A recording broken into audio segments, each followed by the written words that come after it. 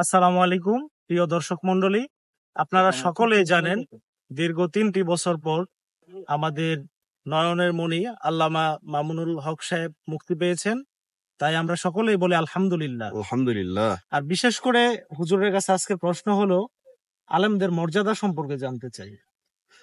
আলহামদুলিল্লাহ রব্বিল আলামিন, আসসালাতু ওয়াসসালামু আলা রাসূলিন নবীল করিম।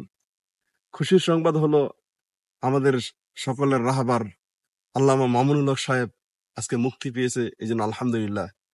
আসলে আলেমদের সম্মান মর্যাদা যদি আমরা জানতাম তাহলে হতে পারে আলেমদেরকে এভাবে কষ্ট দিতাম না।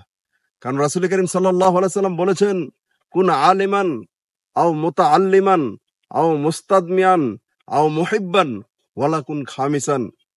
রাসূল করিম সাল্লাল্লাহু আলাইহি ওয়াসাল্লাম বলেছেন, তোমরা আলেম হও অথবা আলেমের ছাত্র হও, আলেমের কথা শোনো, আলেমকে ভালোবাসো। যদি তা না পারো তুমি পঞ্চম পর্যায়ে হয়ে যাও না, অর্থাৎ আলেমের দুশ্মনী তুমি করিও না। যদি করো তহলিক, তোমার ধ্বংস অনিবার্য।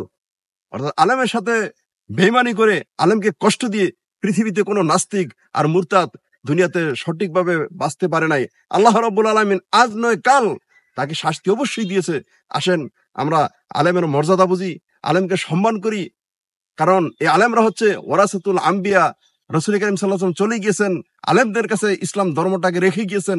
তারাই দিনের কথাগুলি কোরআন সুন্নাহ মোতাবেক আমাদের কাছে উপস্থাপনা করে।